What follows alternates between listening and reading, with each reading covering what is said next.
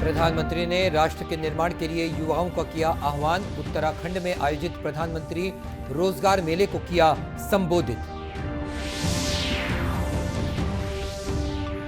प्रदेश में कोयला लेवी घोटाले की जांच के लिए ईडी की छापामार कार्रवाई। कई कांग्रेसी नेताओं के घरों और कार्यालयों पर तलाशी अभियान। राज्य मंत्रिमंडल की बैठक में लिए गए कई महत्वपूर्ण निर्णय। बेरोजगार युवाओं को दिया जाएगा बेरोजगारी भत्ता।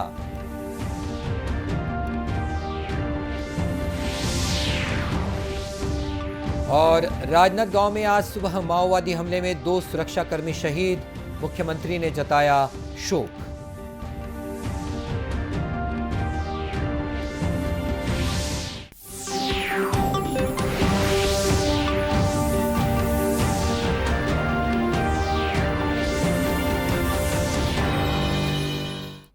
नमस्कार, आप देख रहे हैं दूरदर्शन समाचार। मैं हूं मनीष अहलूवालिया और अब समाचार विस्तार से।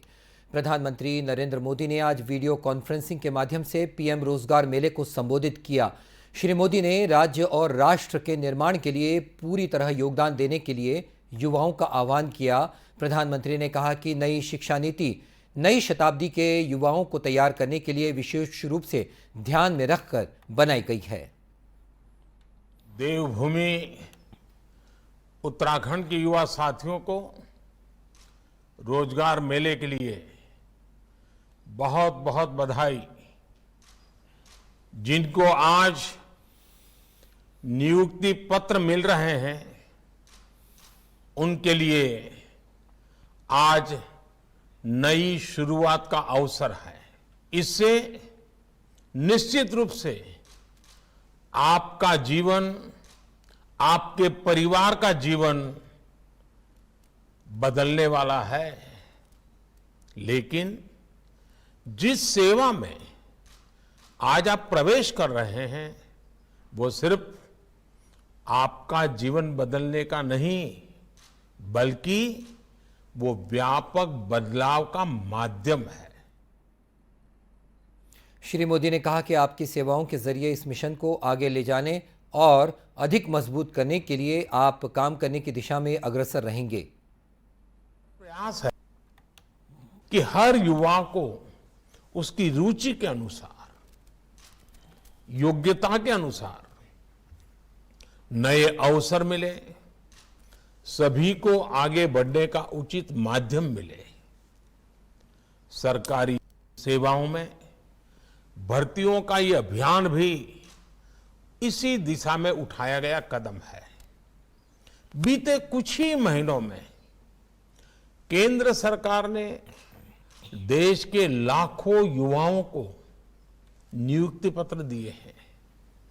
देश भर में जहां भी भाजपा सरकारें हैं, केंद्र शासित प्रदेश हैं, वहां भी बड़े स्तर पर इस प्रकार के अभियान चलाए जा रहे हैं। मुझे खुशी है कि आज इसमें उत्तराखंड भी जुट रहा है। आपको बता दें कि रोजगार मेला सरकार की एक पहल है। इसके माध्यम से केंद्र के स्तर पर 10 लाख नौकरियां प्रदान की जा रही हैं।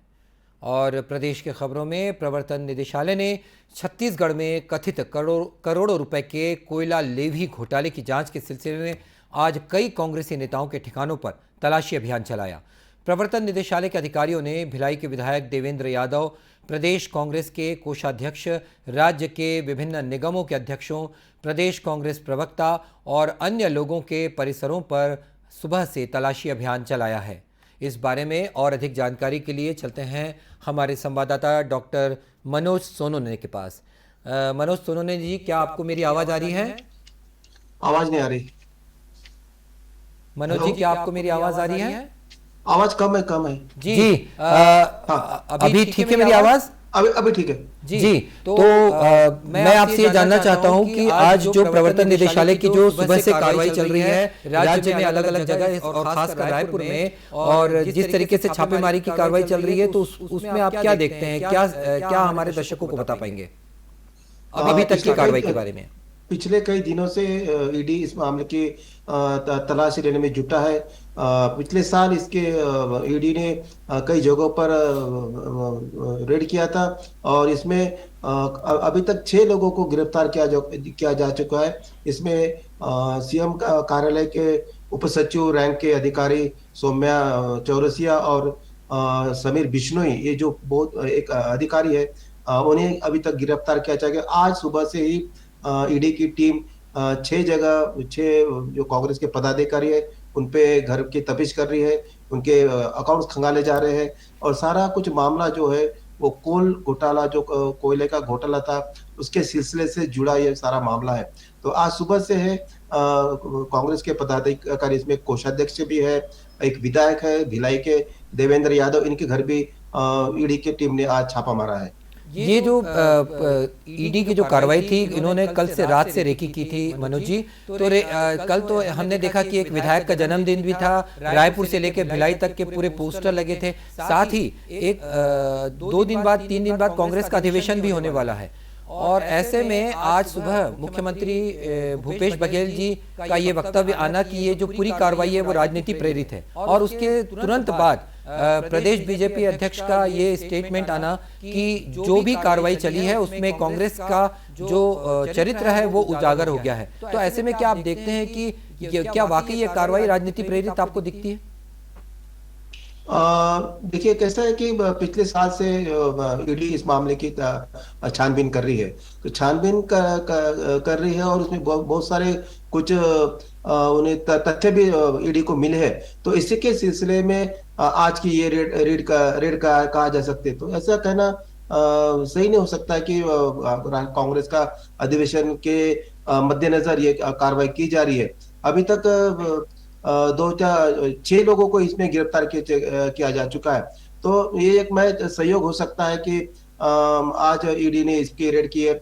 इस पर आज प्रदेश के प्रभारी है जो कांग्रेस के नेता शैलजा कुमारी शैलजा, इन्होंने भी और मुख्यमंत्री बघेल ने भी इसे राजनीति से प्रेरित कहा है, इसके और इसके प्रेरित बताया है। लेकिन दूसरी तरफ विपक्ष जो भारतीय जनता पार्टी है, उन्होंने कहा है कि ये जो कोयला घोटाला है ये कांग्रेस का चेहरा उजागर हो चुका है। तो और बहुत सारे आगे भी इस तरह की कार्रवाई हमें प्रदेश में नजर आने की संभावना है।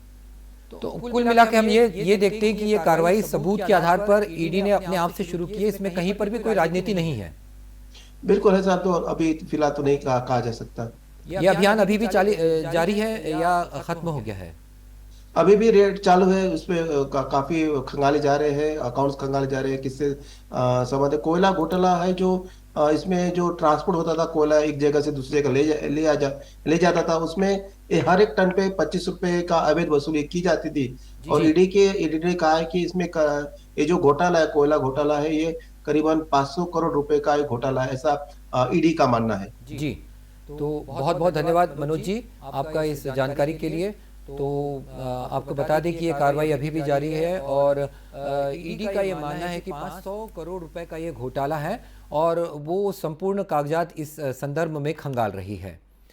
गौरतलब है कि ईडी ने आज प्रदेश भर में जो छापे की कार्रवाई की है, बताया जा रहा है कि ईडी ने कल रात से रेकी करने के बाद सुबह दबिश दी थी। जैसा कि हमने आपसे कहा भी था, कांग्रेस के ये नेता जो जिनके घर ये कार्रवाई हुई है वो रायपुर में श्री राम नगर, डीडी नगर, गीतांजलि नगर, मुआ और भिलाई में सेक्टर 5 हाउसिंग बोर्ड औद्योगिक क्षेत्र में रहते हैं। अगली खबर की तरफ रुख करते हैं। राज्य सरकार ने बेरोजगार युवाओं को बेरोजगारी भत्ता देने का निर्णय लिया है। ये निर्णय मुख्यमंत्री भूपेश बघेल की अध्यक्षता में आज यहां उनके निवास कार्यालय में मंत्रिपरिषद की बैठक में लिया गया। बैठक में चिकित्सा शिक्षा विभाग के अधीन आयुक्त चिकित्सा शिक्षा का पद सृजित करने का निर्णय भी लिया गया।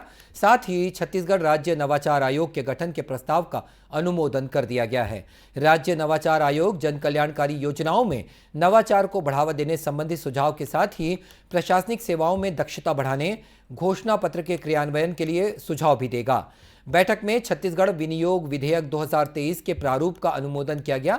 इसके अलावा छत्तीसगढ़ विधानसभा सदस्य वेतन भत्ते पेंशन विधेयक 2023 के प्रारूप का भी अनुमोदन कर दिया गया है।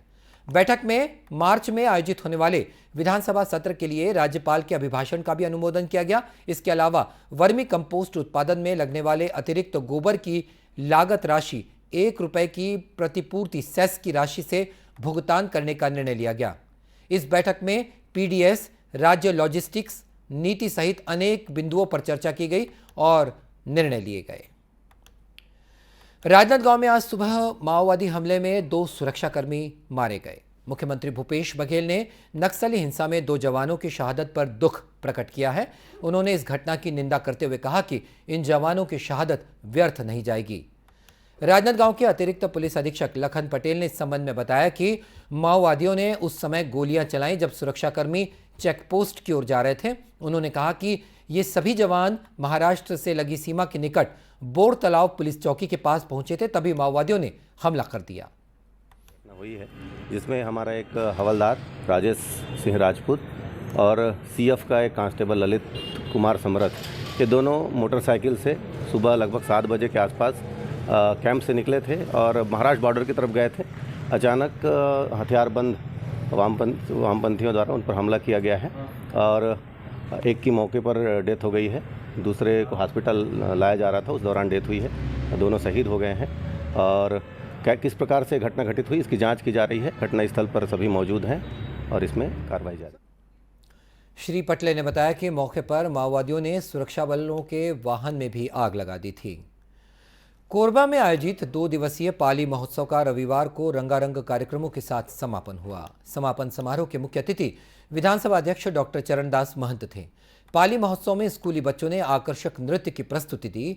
वहीं लोक गायिका आरू साहू और पंजाबी गायक हार्डी संधू ने भी अपनी प्रस्तुतियों से समा बांध दिया। कलेक्टर संजीव झा ने मीडिया से बातचीत करते हुए कहा कि छत्तीसगढ़ की संस्कृति को मंच प्रदान करने में इस तरह के महोत्सव महत्वपूर्ण भूमिका निभाते हैं। संस्कृति है, जो लोक कला है, जो खान पान है, जो यहाँ के पूरे हमारे ट्रेडिशन कस्टम है, उसको पूरा रूपांकित करते हुए 2 दिन का पूरा कार्यक्रम हुआ। साथ ही साथ इसका जो मुख्य उद्देश्य है, जो छत्तीसगढ़ी संस्कृति को, छत्तीसगढ़ी अस्मिता को, छत्तीसगढ़ी संस्कृति को, यहाँ के खान पान को, यहाँ के पूरे एक पैकेज है छत्तीसगढ़ का हमारा, जो हमारी पहचान है, उसको प्रमोट करने का। तो उसके लिए एक बड़ा अच्छा काम हुआ है कि यहाँ के जितनी लोक कला है उनकी प्रस्तुति विभिन्न कलाकारों के द्वारा दी गई है और लोगों ने यहाँ बहुत ही ज़्यादा मनोरंजन अपना किया है और बहुत ही गर्मापूर्ण, बहुत शांतिपूर्ण तरीके से कार्यक्रम संपन्न हुआ। गौरतलब है कि कोरोना काल के बाद आयोजित पाली महोत्सव में प्रस्तुति देने वाले कलाकारों ने भी ये कहा कि स्थानीय संस्कृति को जीवंत रखने के लिए पाली महोत्सव जैसे आयोजनों की ज़रूरत होती है। और अब कुछ खबरें जिलों से।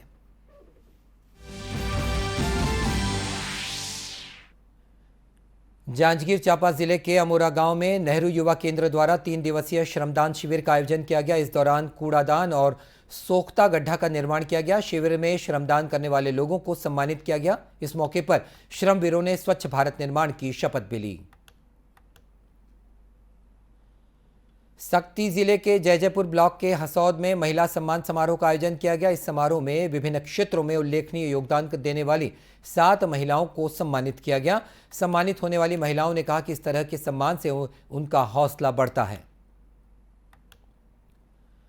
महासमुंद जिले में पुलिस ने नकली नोट के साथ 4 लोगों को गिरफ्तार किया है। पुलिस से मिली जानकारी के मुताबिक सभी आरोपियों को बस स्टैंड से पकड़ा गया है। इनके पास से 4,44,000 रुपए के नकली नोट जब्त कर लिए गए हैं। पूछताछ में इन्होंने बताया कि अभी तक वे 53,000 नकली नोट बाजार में फैला चुके हैं।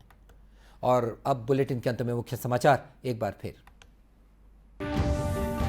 प्रधानमंत्री ने राष्ट्र के निर्माण के लिए युवाओं का किया आह्वान। उत्तराखंड में आयोजित प्रधानमंत्री रोजगार मेले को किया संबोधित।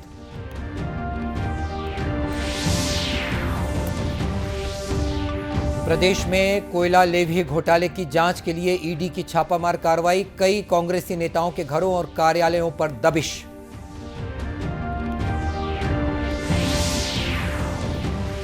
राज्य मंत्रिमंडल की बैठक में लिए गए अनेक महत्वपूर्ण निर्णय। बेरोजगार युवाओं को दिया जाएगा बेरोजगारी भत्ता।